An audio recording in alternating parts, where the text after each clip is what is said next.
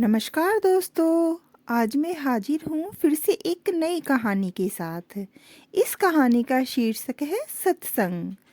इस कहानी के जरिए हम जानेंगे कि सत्संग का क्या महत्व है। तो चलिए शुरू करते हैं। एक संत रोज अपने शिष्यों को गीता पढ़ाते थे। सभी शिष्य इससे बहुत खुश होते, लेकिन एक शिष्य चिंतित दिखा। संत ने उससे इसका कारण पूछा। शिष्य ने कहा कि गुरुदेव, आप जो कुछ भी मुझे पढ़ाते हैं वह मुझे कुछ भी समझ में नहीं आता। मैं इसी वजह से चिंतित और दुखी हूँ। गुरु ने कहा, कोयला ढोने वाली टोकरी में जल भर कर ले आओ। शिष्य को बहुत आश्चर्य हुआ। आखिर टोकरी में कैसे जल भर सकता है? लेकिन गुरुजी का आदेश था, इसलिए वह टोकरी में नदी का जल भरने के लिए दौड़ पड़ा। लेकिन कोई फायदा नहीं हुआ। जल टोकरी से छनकर गिर पड़ा।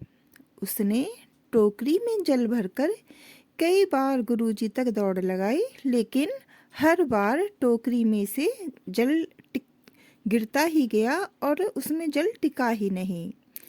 तब वह अपने गुरुजी के पास गया और बोला, गुरुदेव, टोकरी में पानी ले आना तो संभव नहीं, कोई फायदा नहीं।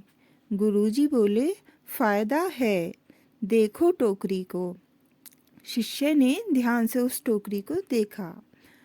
बार बार पानी में कोयले की टोकरी डुबोनों के कारण वह साफ हो गई थी।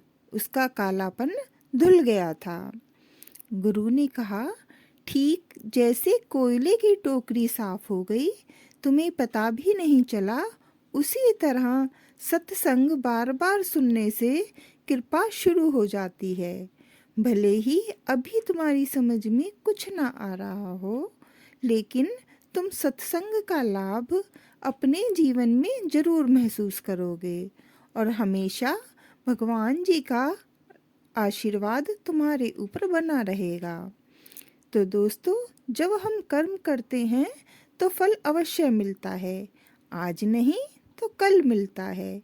जितना गहरा अधिक हो कुआं, उतना मीठा जल मिलता है। जीवन के हर कठिन प्रश्न का जीवन से ही हल मिलता है। तो दोस्तों, अगर आपको मेरी ये वीडियो पसंद आई हो तो लाइक करें, शेयर करें और मेरे चैनल को सब्सक्राइब करें। Thank you.